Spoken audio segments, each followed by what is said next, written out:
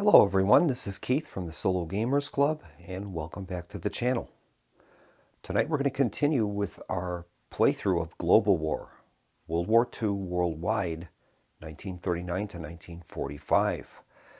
We're going to be starting turn 5 and we'll be resolving the Pearl Harbor attack. But before we get started, I have a correction to make from the previous video.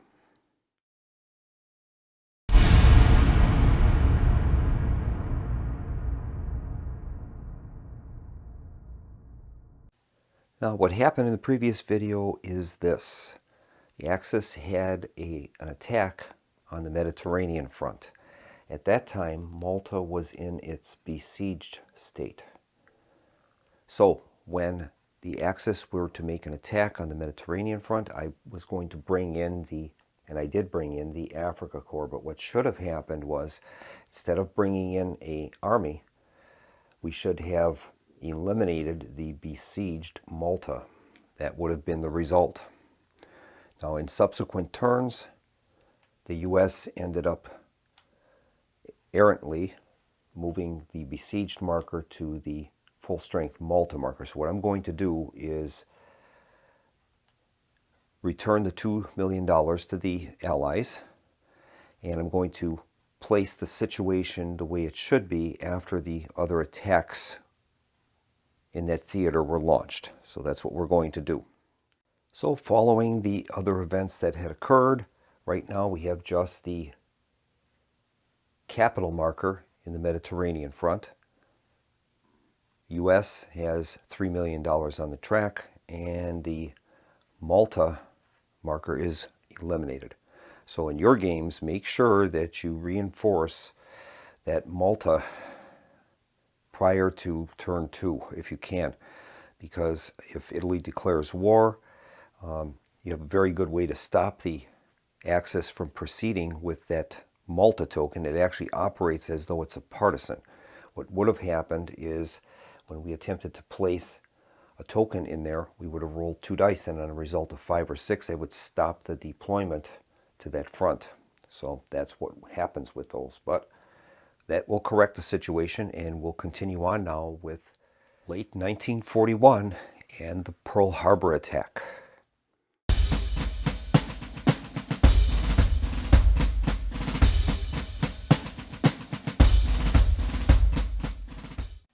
So we have just completed in the previous turn the Operation Barbarossa. So the next turn is the Pearl Harbor attack. So instead of drawing a random token, we're going to be playing this Pearl Harbor attack token, and we'll take a look at that. We're going to have 3 attacks on front B, 5 attacks on front E, and then we have this Caucasus symbol. So we'll have to take a look at that. Now this has a red disc on it. That is going to refresh Stalin from used to possible active. Next up, we're going to deploy our units from the turn track, and that puts Churchill back at his desk in London. Now we have a chit-based action, and that's that Caucasus action. We'll take a look at that. That symbol means it's a Caucasus crisis. It says if that symbol appears on the tile, war may spread to Turkey and Iran. This can only happen if the Greek surrender tile is currently in the Balkans, and it is. And it's Turkish entry. Each time the Caucasus chit is drawn, Turkey may join the Axis. Roll 2 dice and add the number of Axis armies on front B, +1 for each Axis army currently in Iran, Iraq, and Syria. If the total is 16 or higher, Turkey will join the Axis. Place the Turkish army in the Caucasus. Can only join once. And that Turkish army is quite powerful, and that is a 5-strength army, so we wouldn't want that to come out on the board. So we're going to make the roll indicated. So we're going to make a 2d6 roll, and we'll be adding a total of 1. There is 1 army on the Eastern Front. So it won't be mathematically possible for Turkey to enter. I don't know if the Berlin counter counts as an army in this case. That's something I could not find out. I'll assume that it doesn't, so we'll make the roll anyway. Roll is a 6, that's modified to a 7, so no Turkish entry. And then it also says Iranian entry. If Turkey is still neutral, the first time the Caucasus event is drawn, place the Iran army on its one side in the Caucasus. All right, so we will do that. We'll place the Iran army in the Caucasus. Now this is one of the opportunities where Churchill's diplomacy can be used. If that Caucasus event chit is drawn and Churchill is in the Allied leadership pool, you can send him on a diplomatic mission to resolve Turkish and Iranian entry before you roll for Turkish entry. So that's interesting. Next up would be calendar events, and we have Victory at Sea number 5. And let's read what that does. That reads, put the German Cormoran Raider in the U-boat box. Well, the U-boat box already has 4 units in there. It's got the Bismarck and 3 U-boats, and I don't believe you can place any more than 4 in there. I'm going to double check that. So from what I can tell from the rules, the Cormoran will be deployed, but we will hold back any U-boats that would place the total number deployed to the board to be more than 4. So we'll place that German Raider, the Cormoran, and then what we're going to do is just deploy 4 U-boats, and if there's any left over, they will just remain in the box, but we have to prioritize the Raiders. Now it's our evening telegraph roll. We'll be adding 5 to the result for turn 5. Roll is a 6, and that is going to be number 11. And we'll have a military event of Yamashita, area bombing, and the Taishin front will be commandos. Let's take a look at all that. We'll begin by placing the military event on the Yamashita space, and that says -1 DRM from all attacks on front E. All right, General Yamashita. And next up we have a political event called area bombing, and it says place the British Bomber Command tile in the Allied Air Bases box. All right.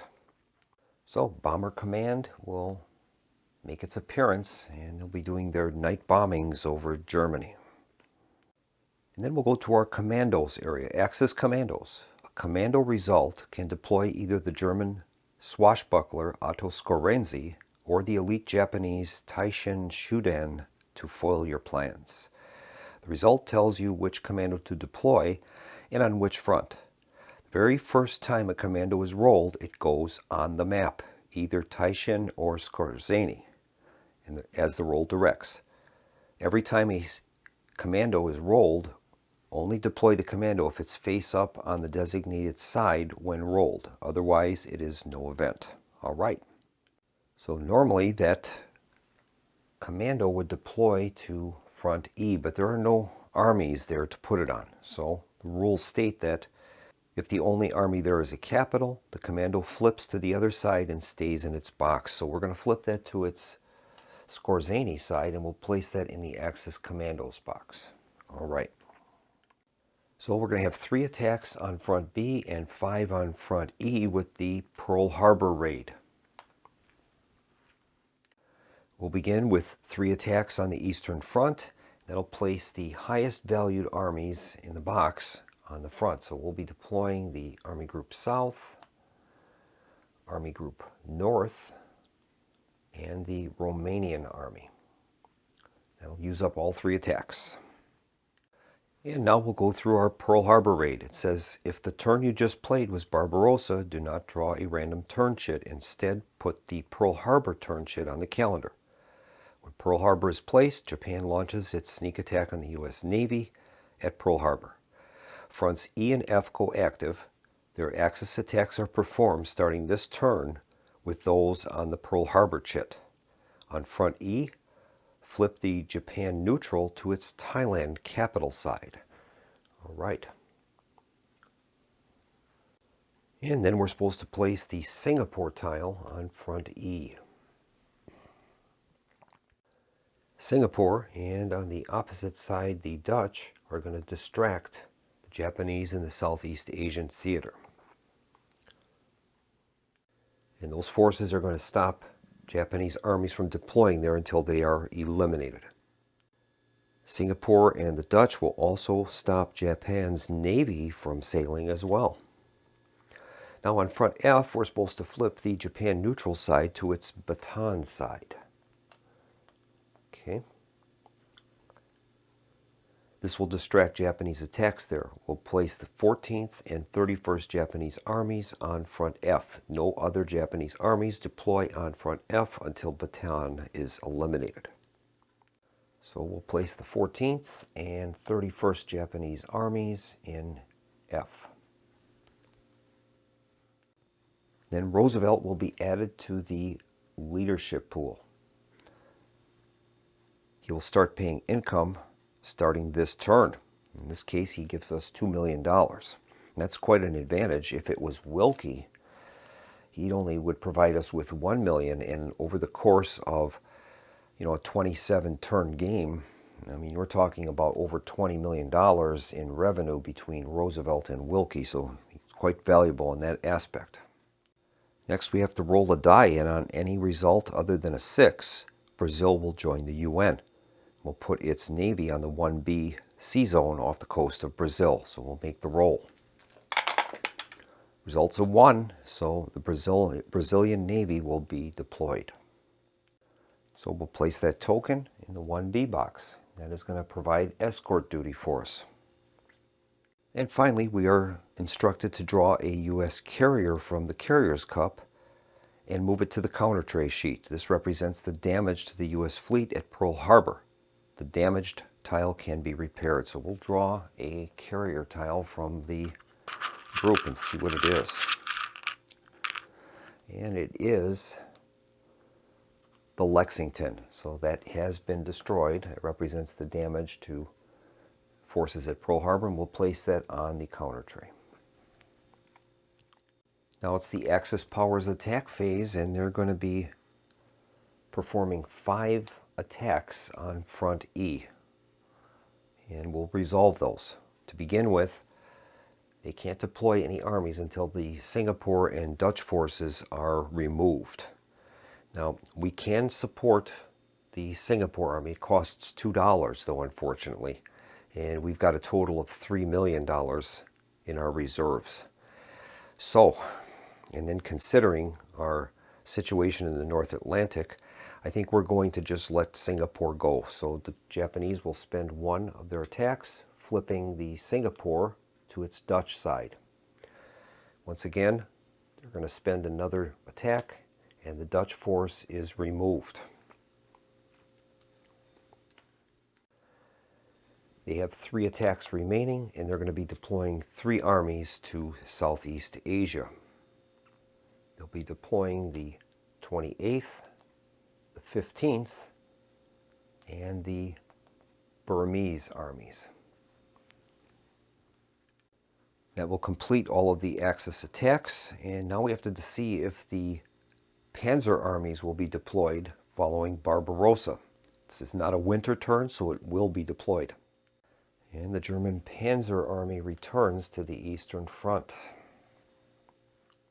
And finally, we check the status of the Burma Road.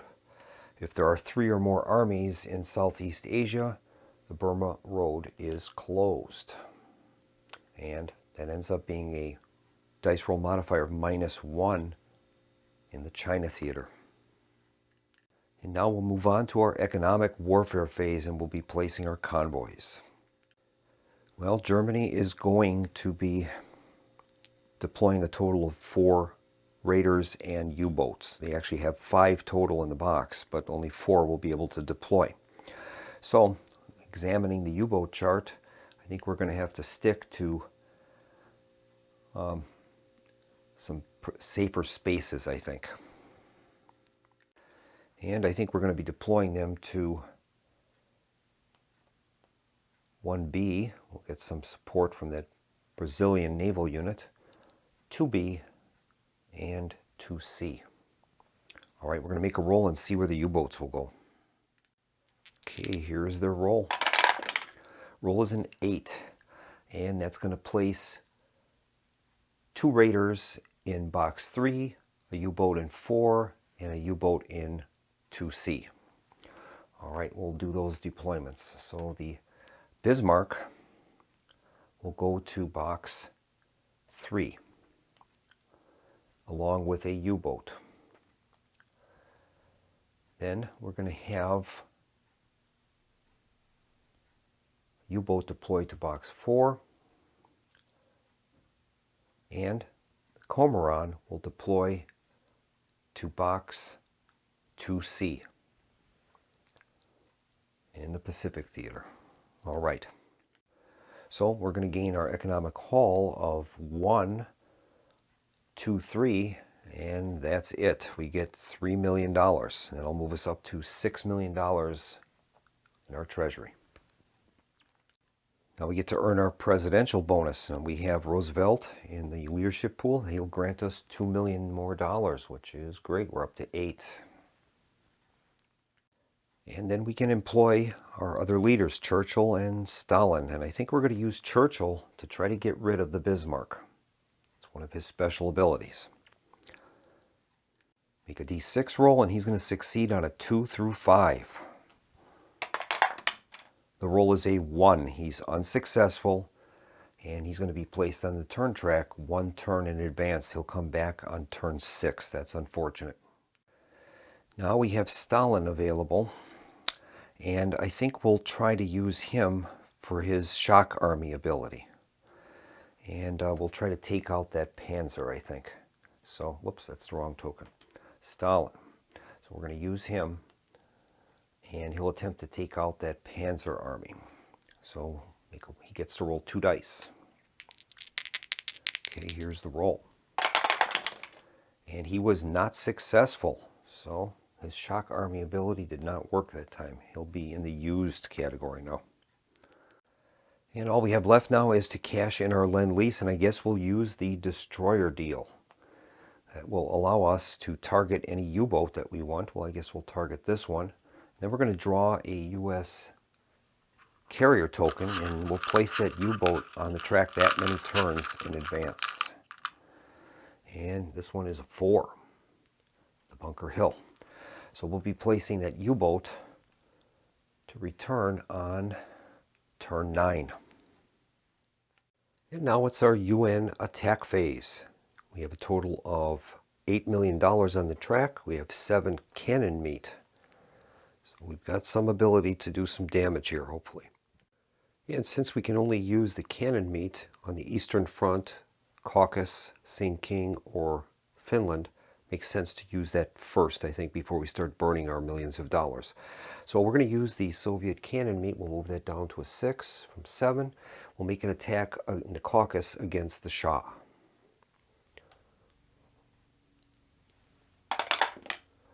And we were successful. So that marker is removed. And we'll start making some attacks against that Panzer army. We'll move it down to a 5, and we need to get a 5 or greater to stop this thing. That's a failure. We'll use another one. We're down to 4 now. And we'll use another one. We're down to 3 Soviet cannon meat. And we're successful. The Panzer army is removed. And we will continue our attack now using the cannon meat, and we'll target the Romanian army. It's a greater than a 2. That's a failure. We'll use another cannon meat. We're down to 1 now. And we're successful. The Romanian army is placed on the force pool. We have 1 cannon meat left. I guess we'll try to attack Army Group North, and that will exhaust all of our cannon meat. And we're unsuccessful. All right. I think we're going to have to make a few attacks on the Western Front to keep the Luftwaffe at bay. So we're going to spend $1 million, moving us down to $7 million. And we'll attempt to attack the Heinkel 111. That's a failure. We'll spend another $1 million. Not going good with these dice. I'll switch the die over. And that's a failure. We'll try one more. And that's a failure. Not good. Now, one thing I should have done is during the economic phase, we should have used our bomber command. So I think I'll use that now, and we'll try to take out the BF-109, I think. That'll be on a roll of 6 only, would be successful. Nope, we failed, so that goes back. We've used that. Okay, we'll continue our attacks now. We have 5 million left. And I think we've got to try to make some progress on the Western Front. So we'll try one more attack on the Heinkel 111. And we failed. Oh boy, not good. All right, we've got 4 million left in our account. We'll switch to Southeast Asia, and I think we're going to try to target the Burmese army. We'll spend $1 million there, putting us down to 3 million, and we'll make the roll and see what happens. And we're successful, so the Burmese army goes back to the force display. And that is going to, that's one thing I don't know, is do those capitals count as armies? If it does, then the Burma Road would remain closed. If it doesn't, then it would be opened. I'm going to see if I can find an answer to that. Yeah, it clearly says that capitals are considered to be armies. So in this case, that road would remain closed. All right, we have a total of $3 million left in our account. And I think we'll return to the Western Front and we'll target that Heinkel 111 again. We're down to 2 million. We need a 4, 5, or 6. Finally, we got it. So that we'll place that in the force display on the Western Front. All right, that leaves us with $2 million. And I think we'll save that. And now we're going to move on to the Pacific Naval Phase. And it says no Pacific Naval Phase if Japan is neutral or the Dutch East Indies are still Dutch controlled. Well, in this case, they are not. So we will have a Pacific Naval Phase. We'll roll 1 die to execute Japanese naval missions. What will happen is we're going to roll a die, and then based on the die rolls symbols in each of these ocean boxes, we'll be deploying Japanese naval units from Kure. Here's the roll. Rolls a 2. So we will start placing our units, highest valued units, starting in the northernmost boxes. So the Yamato will be placed in Midway. And that's it. There are no other 2 symbols, so only that one will be deployed. Then we're going to draw a U.S. carrier chit, and that will tell us the number of attacks that we will be able to make on the Japanese Navy. So we'll draw a token. And this one is the Wasp. That only gives us 1, so we'll move our U.S. naval actions marker to 1. That token is placed back into the force pools. It can be rebuilt later. And now the U.S. has 1 naval action that they can use. And they would be attacking these Japanese ships in Midway, Philippine Sea, and Coral Sea. Now we have the Spruance token available, and he starts out with, I believe, +2 for his first use. And then after that he will become +1 for the rest of the game. He can be returned to +2 with certain late war events. I don't know if we want to use him with only a single naval action. No, that's not so good. Now the Allied player has to be very careful. If a 5th ship is added to any of these ocean boxes, that creates a situation known as a kaishu. And that is not good for us. It would remove a U.S. carrier from the cup, and it would move an Allied non-Soviet city from high to low morale. And then the weakest red dot Japanese ship in that sea box would be flipped to its white dot side.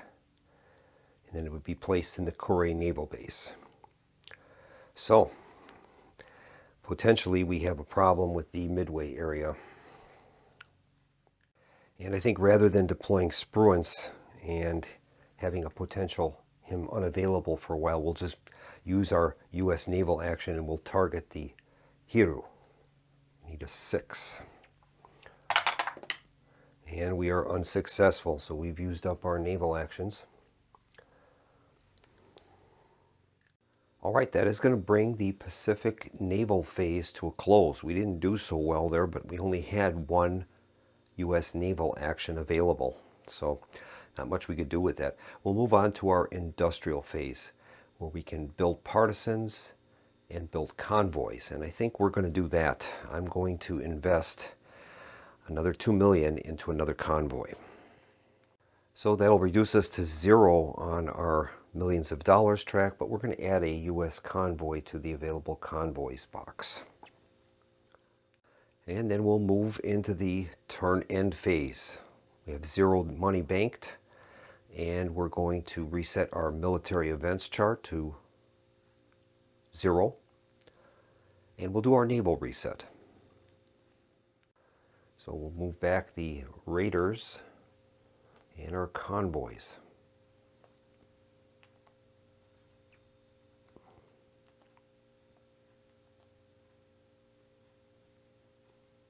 So we've got 4 convoys to the German 2 raiders and 2 U-boats. We also have this Brazilian escort force in that 1B box, which is kind of handy. It says no escorts, but they have escort duty there.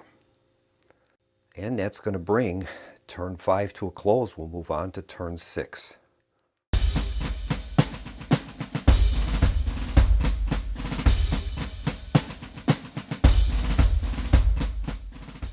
It's now turn 6, and we'll be drawing a standard turn chit now for the first time. And we'll see what we get. And this one is turn chit number 12. There'll be 1 attack on B, 1 on C, and 1 on F. It is a red disc that is going to flip Stalin to his available side. And we have the mushroom cloud. Unfortunately, we have no money to invest in the Manhattan Project. Now this is a winter phase, so the panzers will not be deployed, and there's no turn event, no chit event. Move on to our evening telegraph roll. We'll be adding 6 to the result. 6 and 1 is 7, so General Wavell will be available, and we'll have a Sinking event. General Wavell will give us +1 against all Italian armies. And the Sinking army will switch to its pro-Japan side. We'll move on to the Axis powers attack phase. And we'll have 1 attack on front B that will place the Romanian army. Got a little lucky there. Could have been worse. 1 on front C, and that's going to place the Afrika Korps with Erwin Rommel. And finally, we have an attack on front F, and they're going to be targeting the U.S. garrison on Bataan. So the Japanese have to attempt to get rid of Bataan. We cannot support them. We have no money. So that is an automatic defeat, and Bataan is no more. We'll move on now to our economic phase, and we'll be placing our convoys. And I think we're going to take a similar approach. We're going to avoid 3, 4, and 2A, and we'll place these around the board in various areas.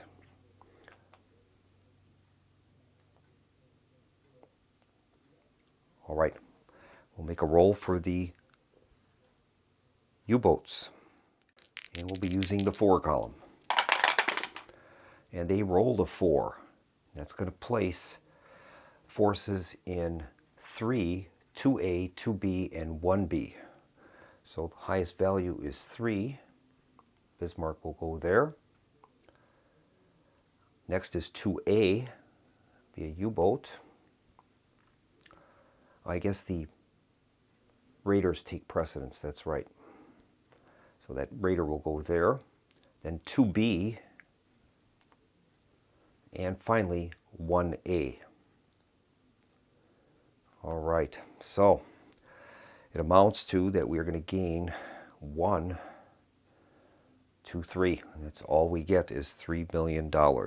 North Atlantic is not doing good for us. So we'll move our millions of dollars up to 3. Now we can launch our ASW attacks if we had any. And unfortunately, we don't. We'll earn our presidential bonus, which will be $2 million. Moves this up to 5. Now we can do our strategic bombing using Bomber Command. Let's see what we want to do here. We can use that on any of the fronts A, B, and C. So I guess we'll have Bomber Command fly to the Eastern Front and see if it can take out Army Group South. We'll have to roll a die, and that's only successful on a 6, though, unfortunately. So here is the roll.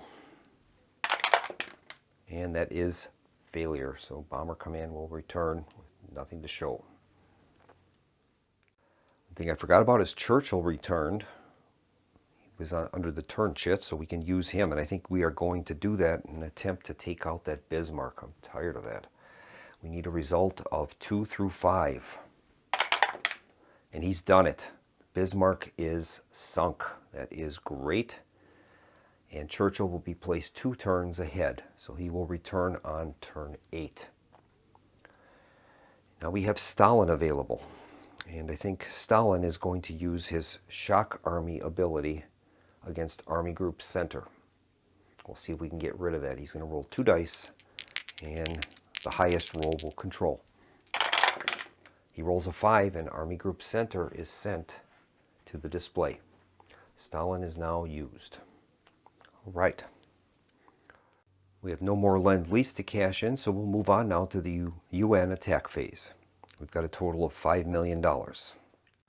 We haven't used them yet, but those green tokens that we had played, those get inverted and they become partisans, Soviet partisans. And I think we might be purchasing some of those. But first we're going to resolve our UN attacks, and I think we're going to launch one in Southeast Asia and try to target the 15th Army. We're down to $4 million. And we'll make a roll and see what happens. Need a 4 or greater. And we failed. That was a 1. Okay. Well, I think we're not in any real danger on any of the fronts. Pacific is not so good. But we'll reserve the 4 million that we have left for right now. And we'll move on now to the Pacific naval phase. We're going to roll a die and execute Japanese naval phase. Roll is a 6. Luckily, we don't have to place one in Midway. We're going to place one in the Philippine Sea.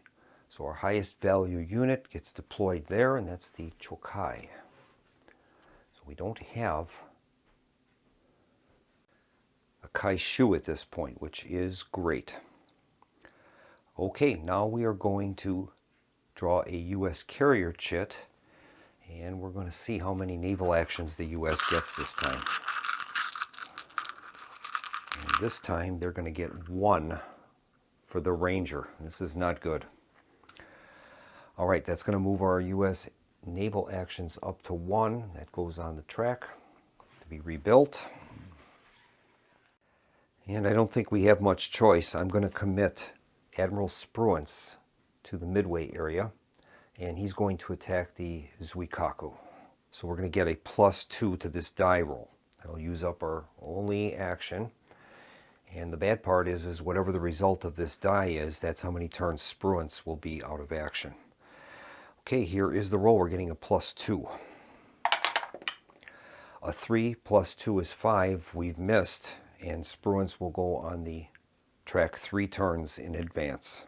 And then he's flipped to his +1 side. That wasn't so good for us. And he will return on turn 9. All right, that is the end of the Pacific naval phase. And I think what we're going to do is we're going to spend $2 million and we're going to build some partisans. And I think we'll build Soviet partisans on the Eastern Front. That's going to help us possibly to forestall some of the Axis forces that'll be deploying on that front. We'll move on now to the end of turn phase. We'll be banking $2 million and we'll do our naval reset. U-boats and surface raiders will return, and so will our convoys.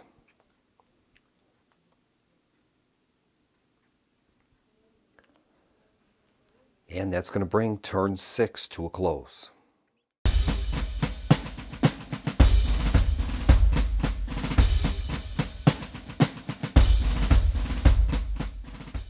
And I think we'll play one more turn. We'll play into turn 7. That's March and April of 1942.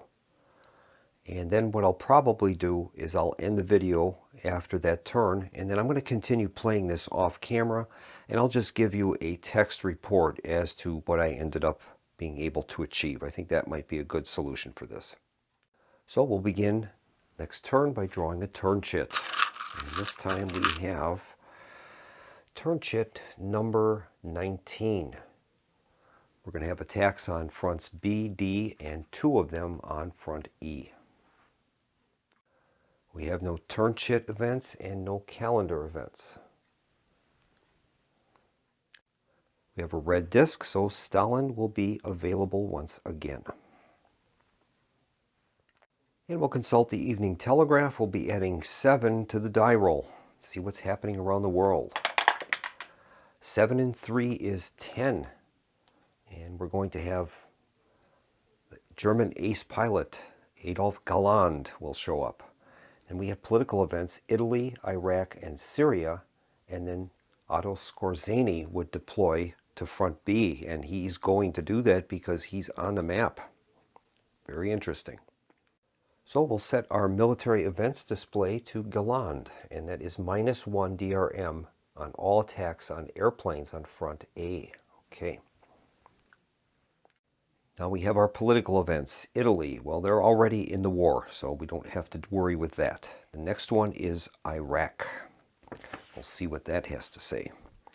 The first time this is rolled, put the Iraq army on its Iraq side in the Near East. The next time it's rolled, flip Iraq to its German side if it's still on the map. Well, it is not. So we'll move on to the Syria event. That says flip the Vichy army in Syria to its German side. Well, we've already dealt with that, so we're in good shape. Now we'll switch to our commandos area. And we're supposed to place the Skorzeny commando token on any army on the designated front. In this case, B, the Eastern Front. We'll place it on the Romanian army. Now, if we don't get rid of that army in this step, and Skorzeny is still on that army, one of the cities are going to go, they will move to low morale. So this is very important. And now we'll switch to the Axis attack phase. We're going to have 1 attack on front B. So we'll be adding in Army Group Center to front B, and that's filled up now. Now we have a Soviet partisan there. So before we actually place him, we're going to have to make a die roll. And the partisan effect reads, if a chit directs an army to attack on a front with a partisan, roll a die. On a 5 or 6, the army stays in the reserves and does not deploy. If the roll was greater than the number of armies on the front before the attack, remove the partisan to the partisans pool. Otherwise, it stays. All right, so we'll make the roll. The rolls of 4, so we failed, but the partisan is going to stay because we have a total of 1, 2, 3, 4, 5 armies on the Eastern Front. So Army Group Center deploys as it is instructed, but the Soviet partisan also remains. Now we're going to have an attack on front D, and that's the China Theater. So we'll be placing the highest strength unit there, and that will be the NCAA Army. Now there's going to be 2 attacks on front E. So we'll be placing the Burmese army and the Indian army, and Southeast Asia is ready to go into a blitz. They're moving towards India. This is not a winter turn, so the Panzer will deploy to the Eastern Front, making our life even more miserable there. And finally, we're going to check the status of the Burma Road. That's going to remain closed. We have more than 3 units in Southeast Asia. So the Burma Road is closed. That'll make any attacks we want to do in China at a -1. And in addition, another -1 for the pro-Japan army. Not good. Now we're going to go to our economic warfare phase. Now we have something that I should point out, and that is if the British are able to gain money from space 2B, instead of taking the 1 or 2 points, they can add those to the U.S. Naval Actions marker. That would be the British Navy assisting the U.S. in battling the Japanese, in this case in the Indian Ocean. So I think that's something we might want to try to take advantage of. I'll place the British convoy there for sure. And I think we're still going to try to avoid these high-profile ones. There's just too many units in the U-boats box. I guess we could take one chance. I'll place one in the 3 box, one in the 2C box, and one in the 2A box. We'll take a little bit of a chance here. Now we're going to make our roll for the U-boats. They have 3, one the Cormoran and 2 U-boats. Rolls a 5, and that means we're going to place a U-boat in 3, 2A, and 2C. So 3, 2A, and 2C. That's not good. So the only money we're going to gain is the money we would get from the escorts. Now we have the option of taking the money or diverting a portion of it to U.S. naval actions, and they really need them. I think we'll take $1 and we'll add the British assistance, giving the U.S. 1 naval action. I think that's a good way to do it. Now we're going to earn our presidential bonus, which will be $2. And we can do our strategic bombing, and Bomber Command will hopefully come to the rescue. And I think I'll have them try to take out the panzers on the Eastern Front. We only succeed on a result of 6. Nope, no luck there, so Bomber Command goes back. Now we have Stalin available, and I think I'm going to use him for a shock attack on the panzers. He'll get to roll 2 dice. And he's successful. He's done it. He's got the 5. So the panzers are returned to the display. Stalin is used. And now we'll move on to the UN attack phase. We've got a lot of work to do. We're going to launch one attack in Southeast Asia. That'll put us down to 4 million, and we're going to be targeting the Indian Army. We need a 3 or greater. And we've got it. That'll send the Indian Army back to the display. And I think we'll try one more and try to take the Burmese army out. Down to 3 million. And we're successful. Burmese army is removed. All right, now we're going to have to do some work on the Eastern Front. We definitely have to take Skorzeny out. So we're going to make an attack on the Romanian army. So we'll move our millions of dollars down to 2, and we'll be attacking the Romanian army. We need a 3 or greater. And we've done it. Skorzeny would be sent back to the Axis Commandos area. He gets flipped to the Taishin side. And the Romanian army is sent back to the force display for Front B. We have $2 million left, and I don't know. We probably need to make another attack on the Eastern Front. I think we'll do it. Put us down to 1 million, and we'll target Army Group North.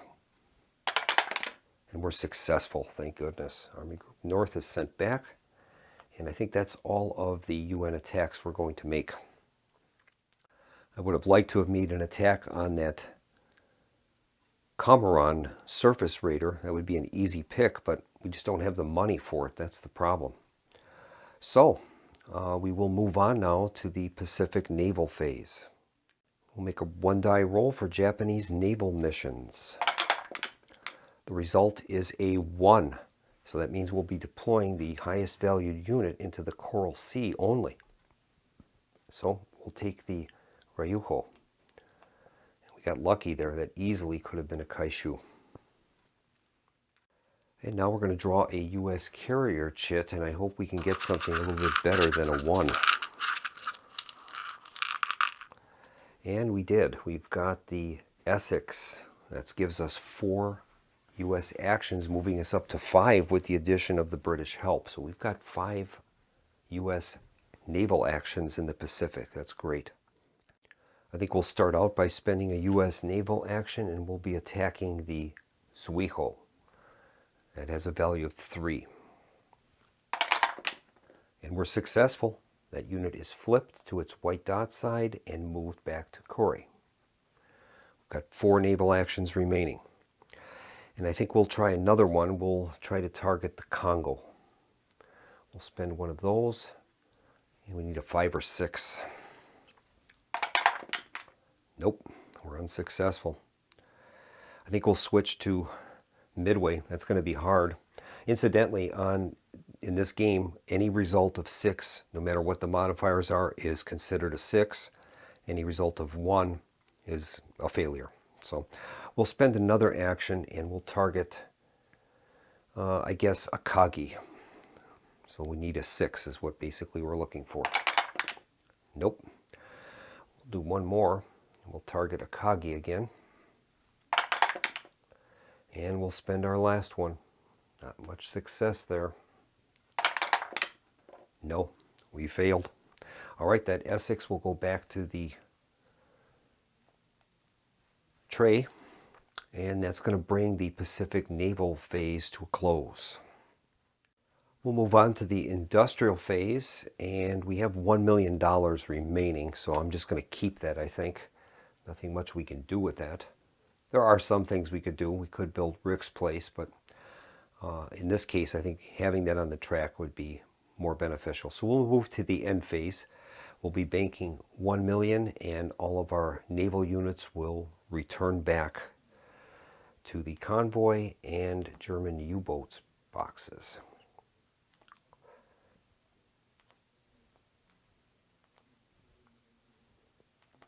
All right.